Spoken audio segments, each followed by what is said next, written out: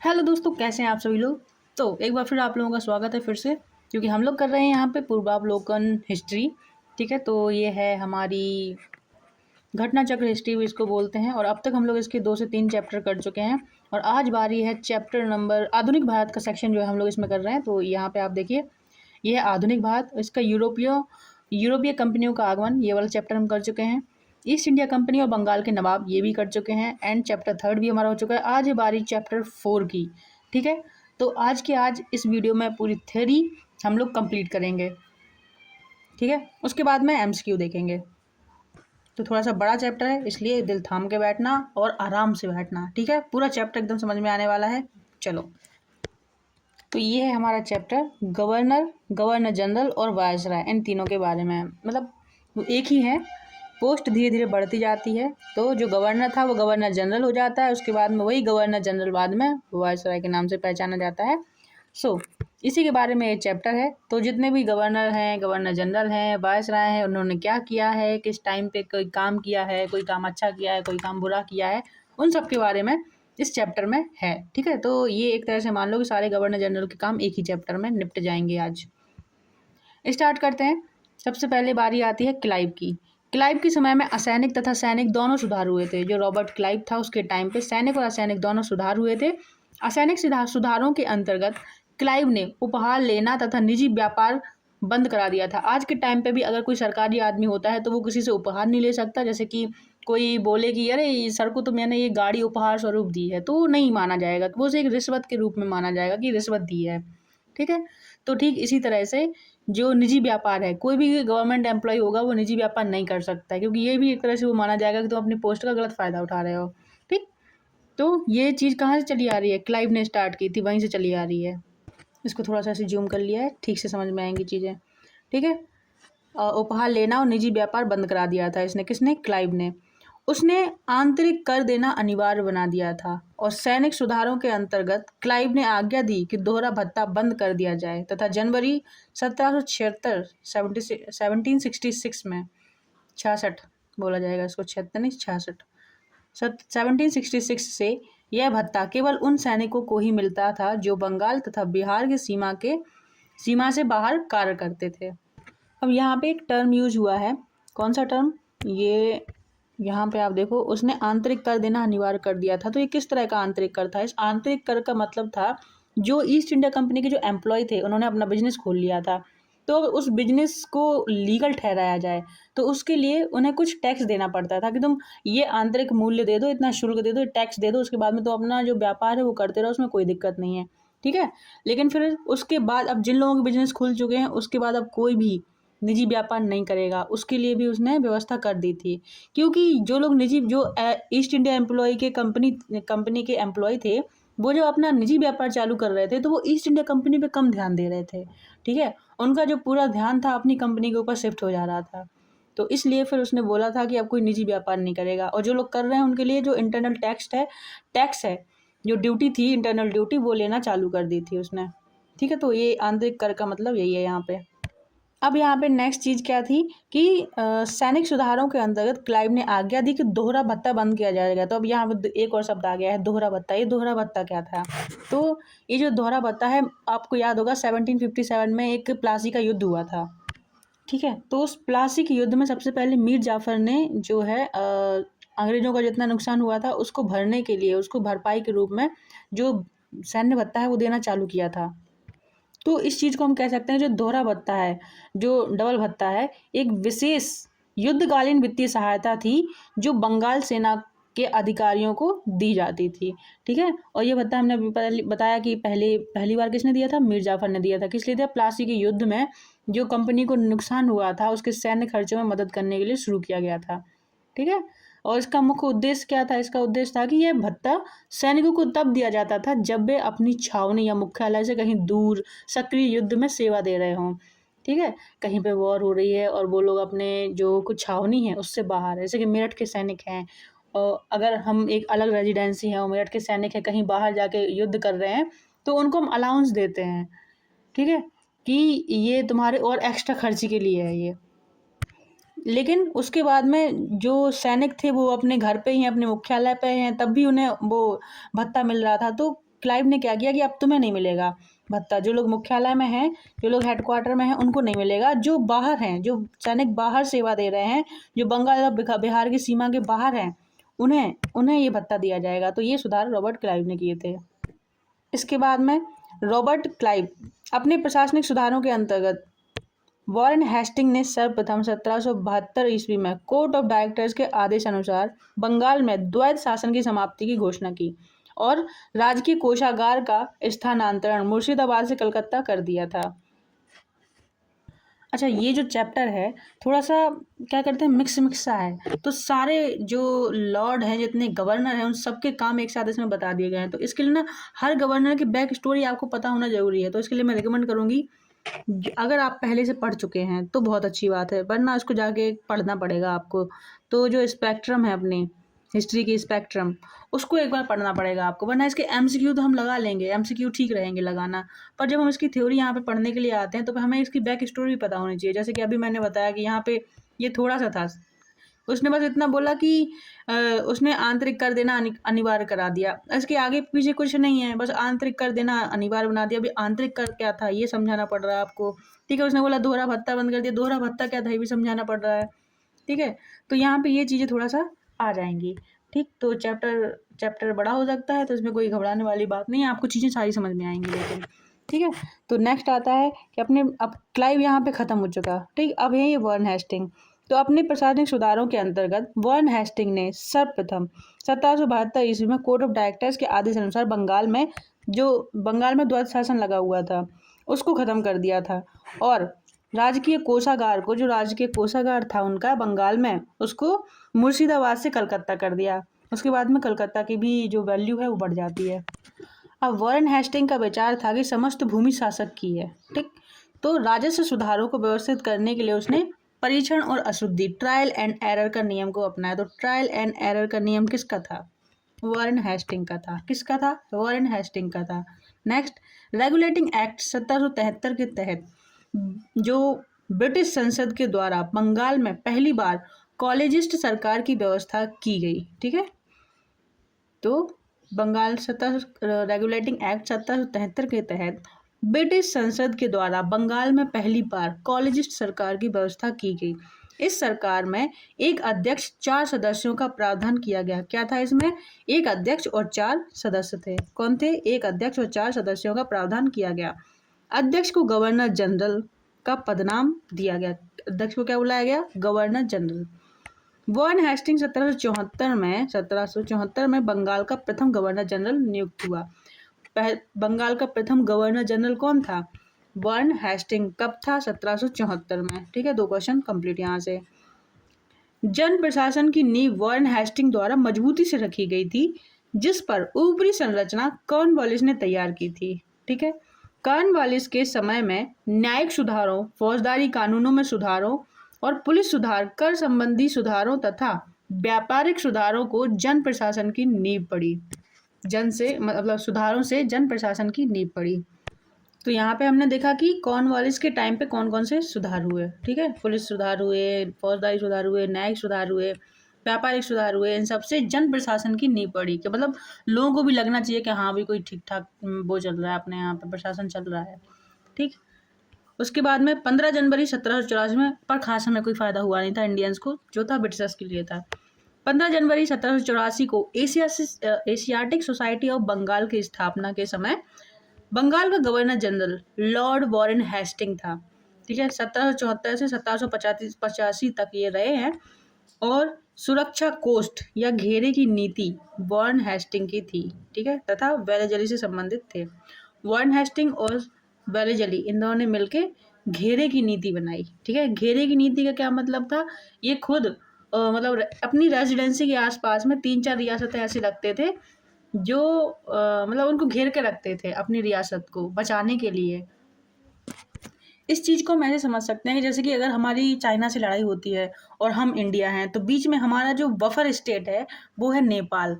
तो नेपाल जो है मेरा भी दोस्त है और नेपाल जो है चाइना का भी दोस्त है। तो इस वजह से जो चाइना है सीधे नेपाल को क्रॉस करके इंडिया में नहीं आ सकता, क्योंकि ऐसा करेगा तो फिर वो हमारा जो मित्र स्टेट है जो नेपाल है उसको भी बुरा लगेगा। तो ये होता है बफर स्टेट बनाना। तो ये होती है घेरे की नीति। तो अपने राज्य को बचाने के लिए बीच में वो एक मित्र राज्य रखता था, जिससे जो सामने वाली पार्टी है आके डायरेक्ट अटैक ना कर सके। इसको बोलते हैं घेरे की नीति। ठीक है। तो हमारा जो प्रेजेंट टाइम है उसमें हम ऐसे देख सकते हैं कि बीच में नेपाल है, उधर चाइना है। ठीक है। तो हम डायरेक्ट लड़ाई नहीं कर सकते चाइना से। जो अरुणाचल प्रदेश है वहाँ के हिस्सों से कर सकते हैं, पर जहाँ पे नेपाल पड़ता है वहाँ से नहीं जा सकते सीधे। ठीक। पाकिस्तान को तो मार ही सकते हैं।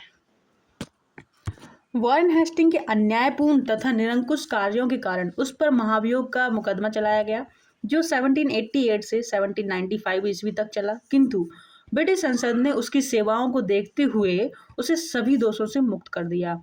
रियासतों के प्रति जो प्रमुख ब्रिटिश नीतियां निम्नलिखित थी। जो वॉरेन हेस्टिंग है उसकी रियासतों के प्रति प्रमुख ब्रिटिश नीतियां निम्नलिखित थी। कौन कौन सी थी आगे देखेंगे। कंपनी का भारतीय रियासतों के समानता के लिए संघर्ष करना, कि जो कंपनी है उसको भारतीय रियासतों के बराबर ला के खड़ा कर दिया जाए। ठीक है। दूसरा, सुरक्षा प्रकोष्ठ की नीति या घेरे की नीति, जो उसने इस टाइम तक पीरियड तक बनाई। उसके बाद में अधीनस्थ पार्थक्य की नीति 1813 से लेके 1857 तक। अधीनस्थ संघ की नीति 1858 से 1935 तक। और अच्छा, और बराबर के संघ की नीति 1935 से लेके 1947 तक। मतलब ये वो नीतियां हैं जो अभी तक प्रासंगिक हैं। ठीक है। कुछ है और कुछ हट चुकी हैं। इसके आगे हम देखेंगे दीवानी और फौजदारी कचहरियों के श्रेणीबद्ध संगठन के जरिए न्याय प्रदान करने की एक नई व्यवस्था की नींव अंग्रेजों ने रखी थी। इस व्यवस्था में वॉरेन हेस्टिंग ने आरंभ किया इस व्यवस्था को, मगर कॉर्नवालिस ने इसे एक सुदृढ़ बनाया। कि ये तुमने बना तो दिया, मतलब उसने नींव रख दी। उसने किसने? वॉरेन हेस्टिंग ने नींव रख दी और कॉर्नवालिस ने इस चीज को और मजबूत किया। शक्ति कलेक्टर के हाथों में केंद्रित कर दी गई। जो कलेक्टर हुआ करता था, आपको पता है उस टाइम पे कितना बड़ा, मतलब आज के टाइम पे जो कलेक्टर है उसकी पावर भी आप आज भी देखते हो, लेकिन उस टाइम पे जो कलेक्टर था ना वो और भी ज्यादा पावर रखता था। आज तो बहुत सी पावर उसकी सीमित कर दी गई है। तो आगे देखो 1787 ईस्वी में जिले के प्रभारी कलेक्टरों को दीवानी अदालतों के दीवानी न्यायाधीश की नियुक्ति कर दिया गया। मतलब जो दीवानी अदालत होती थी उसके जो न्यायाधीश हैं वो कौन होते थे? कलेक्टर होते थे। तथा इसके अतिरिक्त इन्हें फौजदारी शक्तियां और सीमित मामलों में फौजदारी न्याय करने का भी अधिकार दे दिया गया था। ठीक है। 1790 से लेकर 1792 ईस्वी के बीच भारतीय न्यायाधीशों से युक्त जिला फौजदारी अदालतों को समाप्त कर उसके स्थान पर 4 भ्रमण करने वाले न्यायाधीश तीन बंगाल हेतु जो मतलब 4 भ्रमण करने वाले न्यायालय और 3 बंगाल हेतु एक बिहार के लिए नियुक्त किया गया। तो यहाँ पे ये कहना चाहते हैं कि 1790 से 1792 के बीच में भारतीय न्यायाधीशों से युक्त जो जिला हुआ करते थे उन्हें समाप्त कर दिया गया, फौजदारी जिले। उसकी जगह पे ऐसे न्यायाधीश नियुक्त किए गए जो जगह जगह पे जाके न्याय देते थे। पंचायतों के साथ में बैठ के उन्हें बोलते थे बताओ अच्छा क्या दिक्कत है, तुम्हारा हैंड टू हैंड यहीं पे खत्म कर देंगे पूरा मैटर। ठीक। तो उसके लिए 3 बंगाल के लिए नियुक्त किए, 4 थे टोटल, 4 में से 3 बंगाल के लिए थे और 1 बिहार के लिए था। ठीक है। तो इन्हें नियुक्त किया गया। इन अदालतों की अध्यक्षता यूरोपीय व्यक्ति द्वारा और भारतीय काजी एवं मुफ्ती के सहयोग से की जाती थी, क्योंकि इंडियंस की जो बात है वो इंडियंस ज़्यादा अच्छे से समझ सकते थे, इसीलिए उन्हें भी रखा जाता था। ठीक है। लॉर्ड कॉर्नवालिस ने कानून की विशिष्टता का नियम जो इससे पूर्व नहीं था भारत में लागू किया। कानून की विशिष्टता। ठीक है। उसके बाद में कॉर्नवालिस ने अपने न्यायिक सुधारों को 1793 ईस्वी तक अंतिम रूप दे दिया और उन्हें क्या कहा? कॉर्नवालिस संहिता कहा। कॉर्नवालिस संहिता बोला गया। ठीक है। कॉर्नवालिस संहिता के रूप में प्रस्तुत किया गया। यह सुधार प्रसिद्ध सिद्धांत शक्तियों के पृथक्करण पर आधारित था।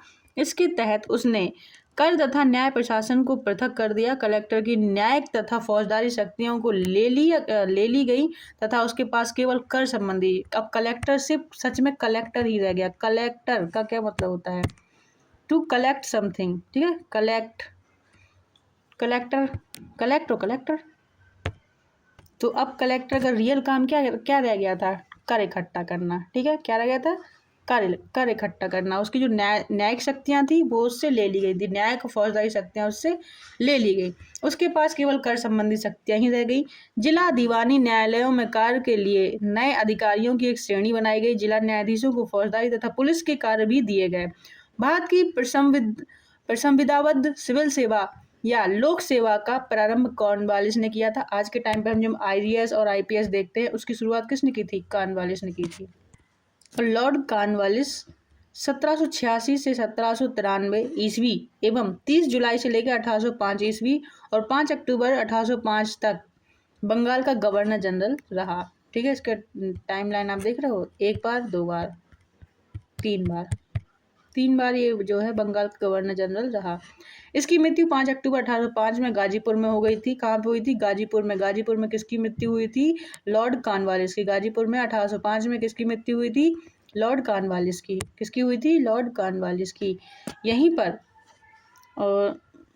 यहीं पर इसकी कब्र स्थित है। तो गाजीपुर में किस गवर्नर जनरल की जो है कब्र स्थित है? तो कॉर्नवालिस की। लॉर्ड वेलेजली की सहायक संधि स्वीकार करने वाला पहला राज्य हैदराबाद था। लॉर्ड वेलेजली जो था, कौन था? लॉर्ड वेलेजली जो था, इसकी रणनीति क्या हुआ करती थी युद्ध में? संधि की रणनीति अपनाता था। कौन सी? संधि की रणनीति किसकी थी? लॉर्ड वेलेजली की। और घेरे की नीति किसकी थी? आप लोग कमेंट करके बताएंगे मुझे। ठीक है, घेरे की नीति किसकी थी? कमेंट करके बताना। तो जो लॉर्ड वेलेजली की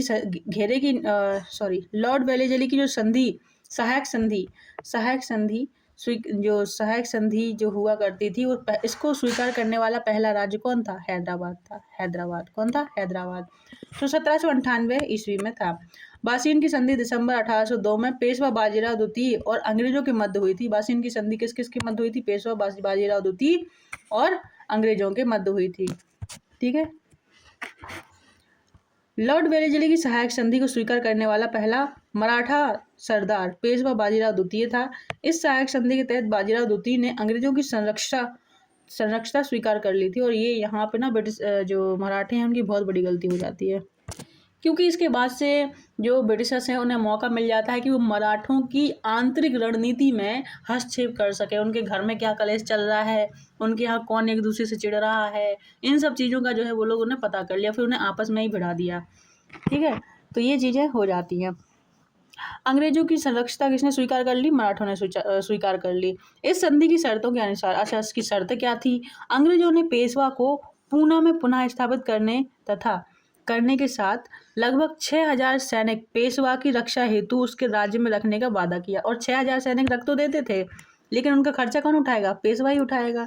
ठीक है, तो इस तरह से अंग्रेजों के पास सैनिक भी बने रहते थे और उनका खर्चा भी उन्हें नहीं उठाना पड़ता था। क्यों? क्योंकि वो भारतीय रियासतों को दे देते थे कि उसकी जो हमारी सैनिक जो है ना तुम्हारे पास में रहेंगे, और इनकी वेतन वगैरह भी तुम ही दोगे, उनका खाना पीना भी तुम ही देखोगे। और वो सैनिक किसके हैं? सैनिक हैं अंग्रेजों के। तो बात किसकी मानेंगे? अंग्रेजों की। जिस दिन बोल देंगे कि भाई तुम इस राजा को मार के वापस आ जाओ, 6000 के 6000 वो मार के आ जाएंगे। ठीक है, उसके बाद में रक्षा हेतु उसके राज्य में रखने का वादा किया, जबकि इसके बदले में पेशवा ने अंग्रेजों को 26 लाख रुपए वार्षिक आय वाले क्षेत्र प्रदान करने पर सहमति जताई। और सैनिक तो रखे उनके राज्य में, ऊपर से 26 लाख रुपए वार्षिक आय वाले जो क्षेत्र थे वो अंग्रेजों ने ले लिए पेशवा से। ठीक है, देख रहे हो उनकी चालाकी? देख रहे हो तुम? चालाकी का लेवल समझो। इसके बाद में लॉर्ड वेलेजली 1798 से 1805 ने भारतीय राज्यों को अंग्रेजी राजनीतिक परिधि में लाने के लिए सहायक संधि प्रणाली का प्रयोग किया। वेलेजली ने, ठीक है, उसने सहायक संधि का आविष्कार नहीं किया। इस प्रणाली का अस्तित्व पहले से ही था, वह क्रमिक रूप से विकसित हुई। संभवतः डुप्ले प्रथम यूरोपीय था जिसने अपनी सेना किराए पर भारतीय राजाओं को दी थी।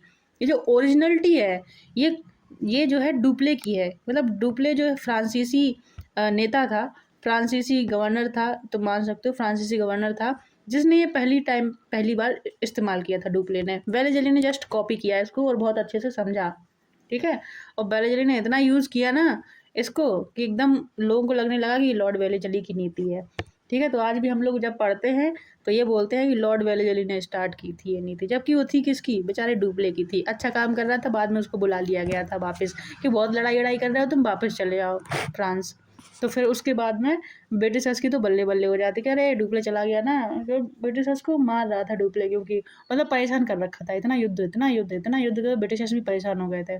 पर वो डुप्ले जो है ना अकेला था ऐसा जो सच में ब्रिटिशर्स को कुछ कर सकता था ब्रिटिशर्स का, तो वो डुप्ले ही था। पर बाद में उसे बुला लिया जाता है तो फिर सब बर्बाद हो जाता है, जो कुछ डुप्ले ने जीता था उसको ऐसे फ्री में मिल जाता है, ब्रिटिशर्स को वापस फ्री में मिल जाता है कि लाओ लाओ गया तुम्हारा डुप्ले। ठीक, अब डुप्ले का प्ले हो गया।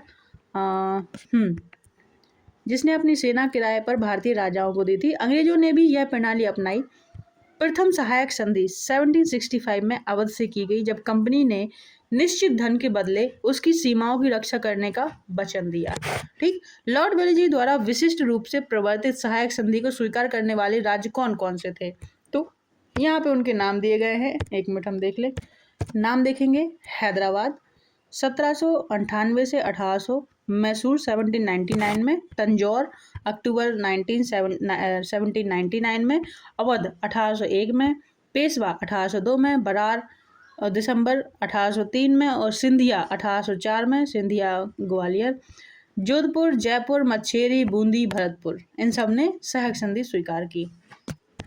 आगे है, लॉर्ड विलियम बेंटिंक ने जुलाई 1828 ईस्वी में बंगाल का गवर्नर जनरल का कार्यभार संभाला। 1828 में Lord William Bentinck governor general बन जाता है। क्या बन जाता है, अभी तक गवर्नर था। गवर्नर कौन था, लॉर्ड वेलेस्ली था, सॉरी वो था लॉर्ड वॉरेन हेस्टिंग। जो वॉरेन हेस्टिंग था वो पहला था, उसके बाद में लॉर्ड वेलेस्ली है। ये भी लॉर्ड वेलेस्ली ने, सॉरी ये तो क्या हो गया, लॉर्ड वेलेस्ली नहीं, कहाँ गया, Lord William Bentinck. Lord William Bentinck ने जुलाई 1828 में बंगाल का गवर्नर जनरल का कार्यभार संभाला। इससे पहले कौन काम कर रहा था यहाँ पे, वेलेस्ली। उससे सबसे पहला गवर्नर जनरल कौन था, बंगाल का गवर्नर जनरल, तो क्या बोलोगे, वॉरेन हेस्टिंग। ठीक है, तो लॉर्ड विलियम बेंटिक ने जुलाई 1828 में गवर्नर जनरल का कार्यभार संभाला। उसने सती प्रथा, बालिका शिशु वध जैसी सामाजिक कुरीतियों को समाप्त करने के लिए प्रभावकारी प्रयत्न किए। तो जो सती प्रथा है, बालिका और शिशु वध, जो चाइल्ड डेथ है, वो रोकने की कोशिश किसने की थी, तो विलियम बेंटिक ने की थी। ठीक है, और ठगी समाप्त कर शांति और व्यवस्था स्थापित की। तो ठगी को समाप्त करने का श्रेय भी किसे जाता है, विलियम बेंटिक को। उसने कोर्ट ऑफ डायरेक्टर्स की इच्छाओं के अनुसार भारतीय रियासतों के प्रति यथासंभव तटस्थता की नीति अपनाई। जयपुर में अव्यवस्था ने एक ऐसा उग्र रूप धारण कर लिया कि ब्रिटिश रेजिडेंसी पर ही प्रहार कर दिया गया, परंतु इस पर भी बेंटिक ने हस्तक्षेप करना स्वीकार नहीं किया। और इसी के आगे क्या, इसी प्रकार जोधपुर, बूंदी, कोटा तथा भोपाल में अपने हस्तक्षेप नहीं किया, उसने हस्तक्षेप नहीं किया था कहीं भी। ठीक है, यद्यपि ऐसा करने के लिए पर्याप्त कारण थे, परंतु उसने इस नीति का अनुकरण को छोड़कर 1831 ईस्वी में मैसूर तथा 1834 में कुर्ग, कछार और जैंतिया की रियासतों को अपने प्रदेश में मिला लिया, क्योंकि वहाँ बहुत अधिक अव्यवस्था थी। विलियम बेंटिक के शासन के 7 वर्षों में पुरानी निरंतर युद्धों का संयोजन की नीति तिलांजलि दे दी। मतलब कि जो जो पहले वो इतने युद्ध होते रहते थे उन सबको इसने सब छोड़ दिया, चुपचाप वो कुछ ऐसा करता था कि सारी रियासतों जो ज़्यादा उधम मचा रही होती थी, रियासतें ज़्यादा रिवोल्ट कर रही होती थी, उनको उसने अपने अंदर मिला लिया, बाकी सबको ऐसे छोड़ दिया, मतलब ज़्यादा हस्तक्षेप नहीं किया। ठीक है, तो इस तरह से यहाँ पे कहा गया है कि शासन के 7 वर्षों पुरानी निरंतर युद्धों का संयोजन की नीति को तिलांजलि दे दी। भारत के इतिहास में बेंटिक का नाम सामाजिक तथा प्रशासनिक सुधारों के कारण स्मरण किया जाता है। 1833 के चार्टर एक्ट के द्वारा भारतीय प्रशासन को पूर्णतः केंद्रीकृत करने का प्रयास किया गया। इस एक्ट के द्वारा बंगाल के गवर्नर जनरल को भारत का गवर्नर जनरल बना दिया गया। 1833 का एक्ट वो एक्ट था जिसके द्वारा भारतीय प्रशासन के पूर्णतः केंद्रित करने का प्रयास किया गया, और इस एक्ट के द्वारा बंगाल के गवर्नर जनरल को भारत का गवर्नर जनरल बना दिया गया। 1834 ईस्वी में लॉर्ड विलियम बेंटिक को भारत का प्रथम गवर्नर जनरल बनाया गया। लॉर्ड विलियम बेंटिक को पहला भारत का गवर्नर जनरल बनाया गया। अभी तक हम लोग कहाँ के थे, ये लोग कहाँ के थे, बंगाल के थे, अब भारत के हो गए। ठीक है, लॉर्ड विलियम बेंटिक ने कैप्टन स्लीमैन को ठगों के विरुद्ध कार्यवाही करने के लिए नियुक्त किया। तो कैप्टन स्लीमैन और लॉर्ड विलियम बेंटिक का नाम आता है ठगों को ख़त्म करने में। जो कैप्टन स्लीमैन था उसने कम से कम कितने 1562 ठगों को बंदी बना लिया 1826 से 1835 के बीच में। अनेक ठगों को फांसी दे दी गई, शेष को आजीवन निर्वासित कर दिया गया। 1837 ईस्वी के पश्चात संगठित रूप से ठगों का अंत हो गया। आगे है 1789 ईस्वी की घोषणा द्वारा बंगाल के दासों का निर्यात बंद कर दिया गया। पहले जो दास व्यवस्था होती थी उनको खरीद फरोख्त होती थी उसको भी बंद कर दिया गया। 1811 ईस्वी एवं 1823 ईस्वी में दासों के संबंध में कानून बनाए गए। 1833 ईस्वी के चार्टर एक्ट में दासता को समाप्त करने के लिए गवर्नर से कानून बनवाने के लिए कहा गया। 1843 में समस्त ब्रिटिश भारत को दासता से अवैध घोषित कर दिया गया।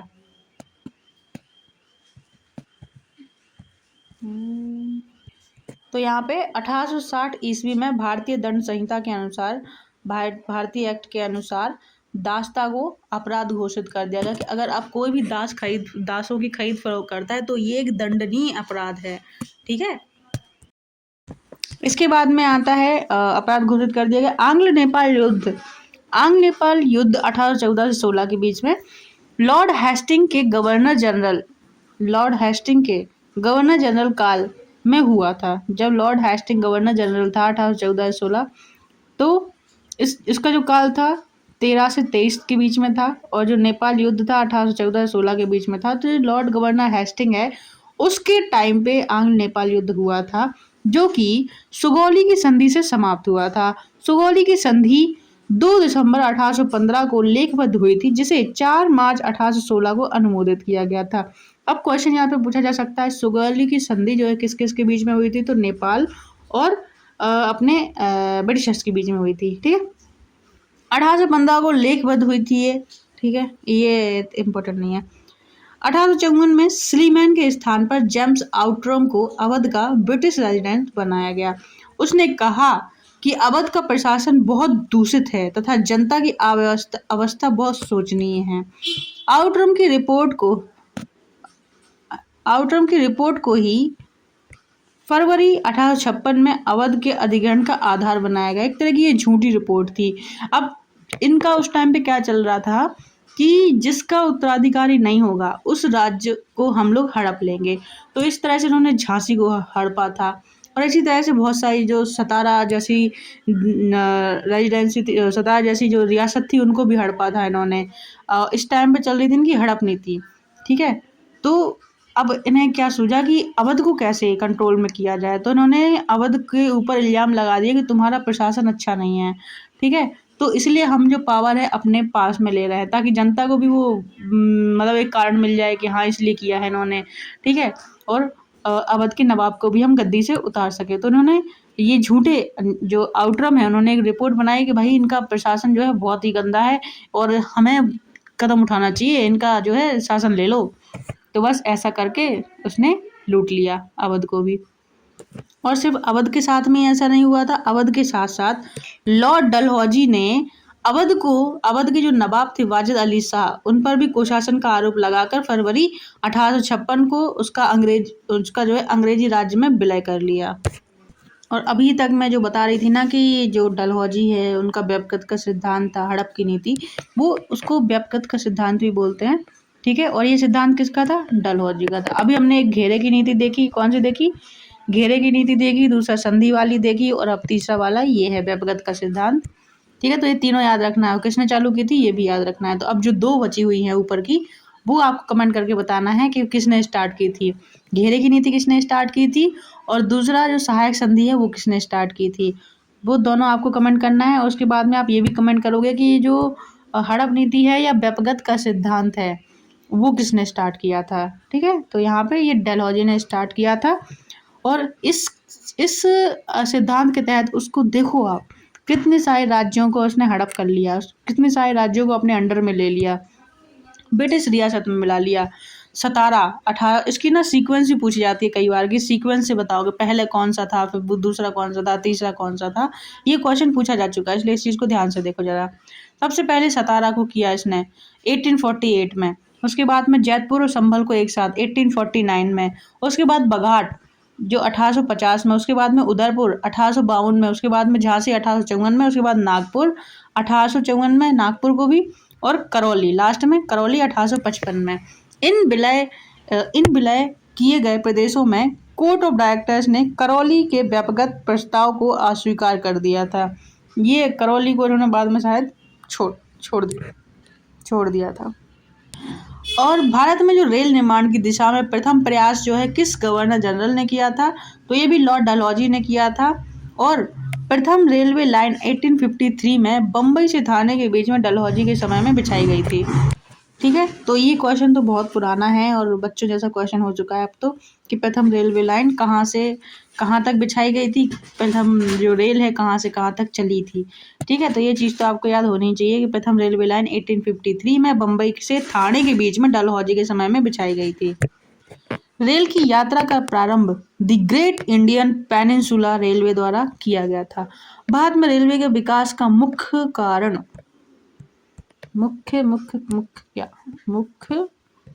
मुख्य उद्देश्य कच्चे माल को देश के आंतरिक भागों से बंदरगाहों तक ले जाना था।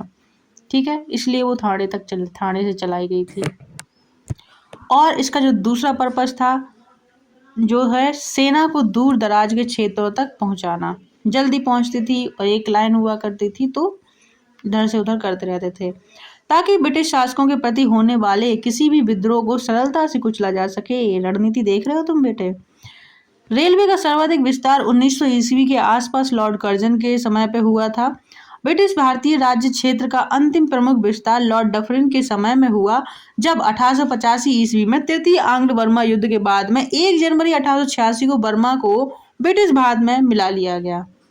डलहौजी से पूर्व सार्वजनिक निर्माण का कार्य एक सैनिक बोर्ड पर था। इसके कार्यकाल में पहली बार एक अलग सार्वजनिक निर्माण विभाग बनाया गया और सार्वजनिक उपयोग के कार्य के लिए बहुत सा धन व्यय किया जाने लगा। ईश्वर चंद्र विद्यासागर के अथक प्रयासों के फलस्वरूप लॉर्ड कैनिंग के समय हिंदू विधवा पुनर्विवाह अधिनियम 1856 पारित हुआ था। किसके प्रयासों से हुआ था और किसके टाइम पे हुआ था, ये दोनों चीज आपको याद रखने लायक है। ईश्वर चंद्र विद्यासागर के प्रयासों से और किसके टाइम पे हुआ था, लॉर्ड कैनिंग के टाइम पे। ठीक है, कुछ काम तो ठीक कर देते। एक थोड़ा सा एक इशू आ रहा है, एक मिनट रुकना, मेरी पेंसिल नहीं मिल रही है, कहाँ चली गई।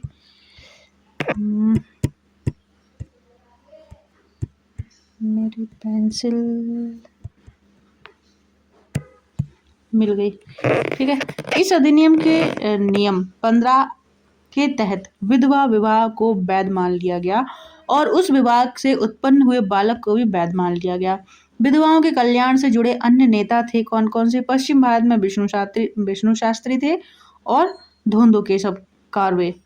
ठीक है, धोंदो केशव कारवे 1899 ईस्वी में पूना में विधवा आश्रम की स्थापना की थी उन्होंने। और 1857 ईस्वी की महान क्रांति का सबसे महत्वपूर्ण परिणाम था महारानी की उद्घोषणा। यह उद्घोषणा 1 नवंबर 1858 को इलाहाबाद में हुए दरबार में लॉर्ड कैनिंग के द्वारा उद्घोषित की गई। इसमें ईस्ट इंडिया कंपनी के शासन की समाप्ति और जो ईस्ट इंडिया कंपनी है उसके शासन की समाप्ति और भारत के शासन को सीधे ब्रिटिश शाही ताज के अंतर्गत लाए जाने की घोषणा की गई थी, क्योंकि 1857 में बहुत बड़ी क्रांति हुई थी एक। ठीक है, और उसके बाद में जो पूरा शासन है वो रानी ने अपने हाथ में ले लिया था। इसके तहत लॉर्ड कैनिंग ब्रिटिश भारत का प्रथम वायसराय बन गए। महारानी विक्टोरिया को भारत की साम्राज्ञी 1870 ईस्वी में नियुक्त किया गया। जनवरी 1870 में आयोजित किए गए दिल्ली दरबार में इन्हें कैसर-ए-हिंद की उपाधि प्रदान की गई थी। ठीक है, कैसर-ए-हिंद की उपाधि महारानी विक्टोरिया को प्रदान की गई थी। प्रथम आंग्ल एक ऐसी ही उपाधि जो है महात्मा गांधी को भी मिली है। प्रथम आंग्ल अफगान युद्ध 1839 से 1842 के मध्य में हुआ था। इस दौरान भारत के गवर्नर जनरल ऑकलैंड थे। कौन थे? ऑकलैंड। लॉर्ड लिटन के समय द्वितीय आंग्ल अफगान युद्ध हुआ था। एक अफगान युद्ध ऑकलैंड के समय, दूसरा लॉर्ड लिटन के समय। 1843 के एक्ट 5 के द्वारा भारत के तत्कालीन गवर्नर जनरल लॉर्ड एलनबरो ने दास प्रथा का उन्मूलन किया। ठीक है, इसका टाइमिंग थी 1842 से 1844 ईस्वी के दौरान। अगस्त 1843 में सिंध को पूर्ण रूप से ब्रिटिश साम्राज्य में मिला लिया गया और सिंध को इन्होंने बड़ी ही क्या बोलते हैं, चतुराई से या छल कपट से मिलाया था। ठीक है, और चतुराईपूर्ण निष्क्रियता या कुशल आक्रमण्यता की नीति आंग्ल अफगान संबंधों के संदर्भ में लॉर्ड एलनबरो के काल से प्रारंभ होकर लॉर्ड नॉर्थब्रुक के काल तक चलती रही।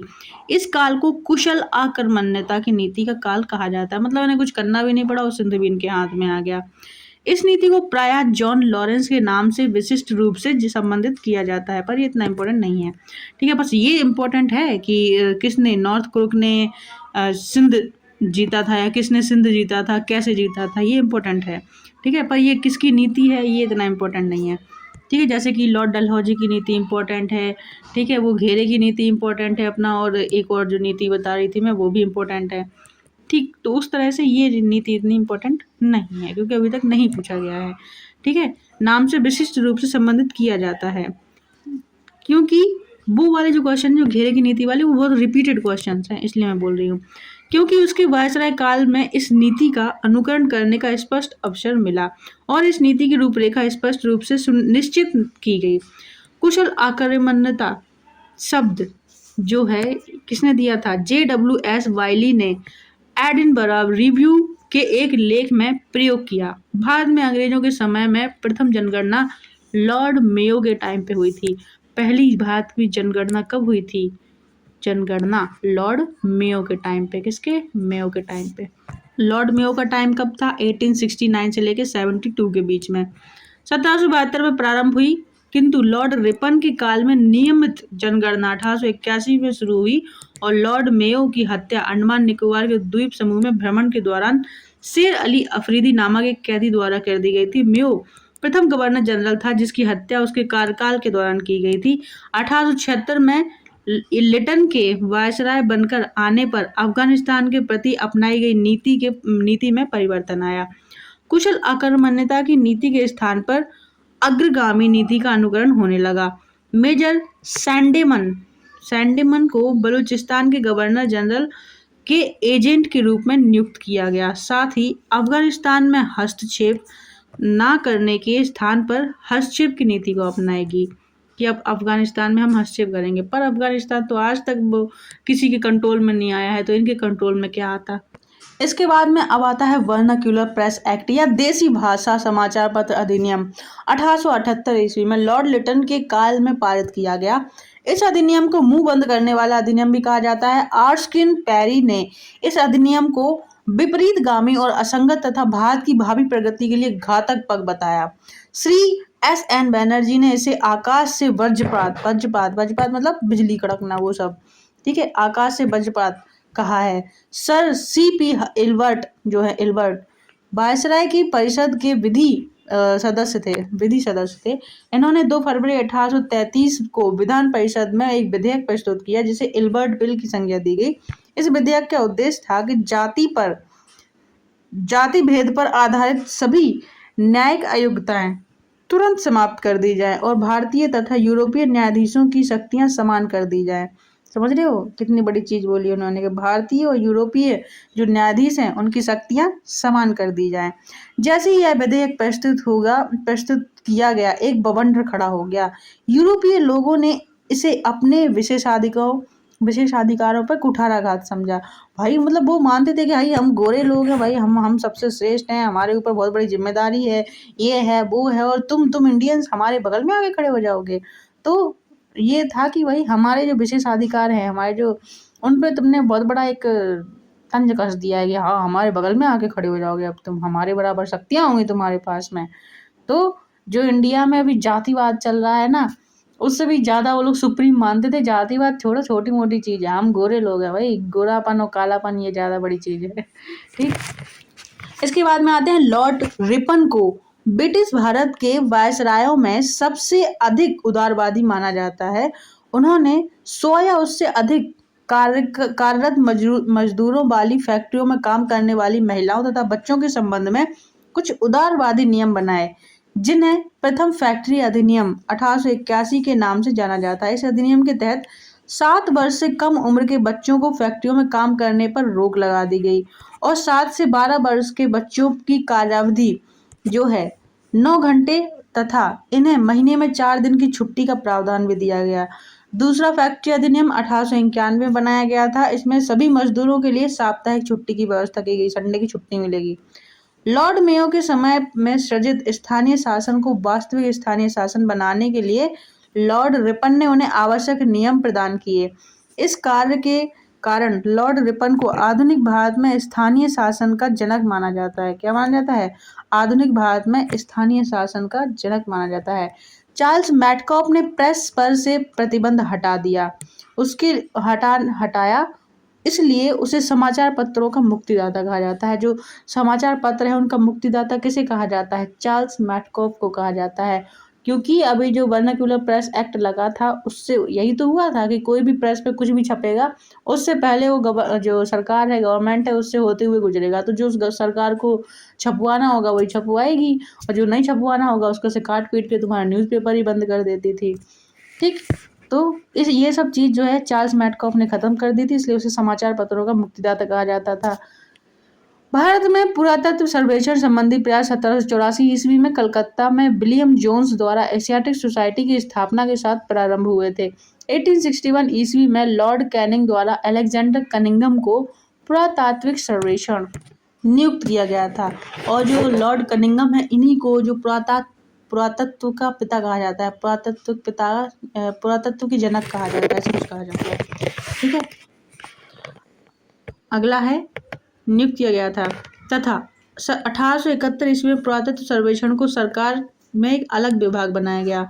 लॉर्ड कर्जन के कार्यकाल कब तक? 1899 से 1905 के दौरान वर्ष 1901 में भारतीय पुरातत्व सर्वेक्षण ASI को एकीकृत एवं केंद्रीकृत स्वरूप देने हेतु देते हुए जॉन मार्शल जो है 1902 में पदभार ग्रहण किया। जॉन मार्शल को इसका नया महानिदेशक नियुक्त किया गया। प्राचीन स्मारक संरक्षण अधिनियम 1904 के द्वारा लॉर्ड कर्जन ने भारत में पहली बार ऐतिहासिक इमारतों की सुरक्षा एवं मरम्मत की ओर ध्यान देते हुए 50,000 पाउंड की धनराशि का आवंटन किया। कितना? 50,000 पाउंड की धनराशि सिर्फ ऐतिहासिक इमारतों को सुरक्षित करने के लिए, उनकी मरम्मत करने के लिए। गोपाल कृष्ण गोखले, जो कि गोपाल कृष्ण गोखले को राजनीतिक गुरु कहा जाता है, किसका? महात्मा गांधी का। गोखले ने कर्जन के प्रशासन की तुलना मुगल सम्राट औरंगजेब से की थी। नवंबर 1905 में लॉर्ड कर्जन के स्थान पर लॉर्ड मिंटो को भारत का वायसराय नियुक्त किया गया तथा जॉन मार्ले को भारत का राज्य सचिव नियुक्त किया गया। इनके द्वारा किए गए सुधारों को मार्ले मिंटो सुधार, मिंटो के द्वारा और मार्ले के द्वारा किए गए जो सुधार थे उनको मार्ले मिंटो सुधार 1909 के नाम से जाना जाता है। इस अधिनियम के द्वारा मुसलमानों के लिए पृथक मताधिकार, इंपॉर्टेंट है देखो, ठीक है। इस अधिनियम के द्वारा मुसलमानों के लिए पृथक मताधिकार तथा पृथक निर्वाचन क्षेत्रों की स्थापना की गई। वायसराय लॉर्ड हार्डिंग द्वितीय के समय भारत की राजधानी का कलकत्ता से दिल्ली स्थानांतरण हुआ। किसके टाइम पर हुआ? लॉर्ड हार्डिंग के टाइम पर भारत की राजधानी कलकत्ता से दिल्ली हो गई। कलकत्ता से दिल्ली कब हुई? लॉर्ड हार्डिंग के टाइम पे, ठीक है। लॉर्ड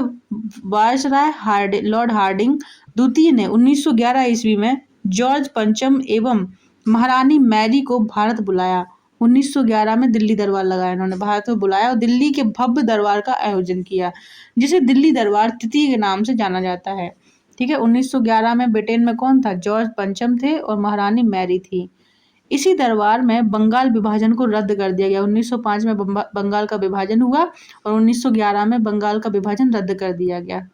ठीक है, राजधानी के स्थानांतरण की घोषणा की गई थी इसी टाइम पे। ठीक है, तो अभी हम लोगों ने पूरी थ्योरी देख ली और अब इसके बाद में हम देखेंगे MCQ।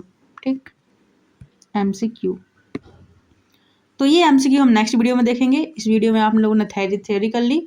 मिलते हैं नेक्स्ट वीडियो में। टाटा बाय, राधे राधे, जय हिंद।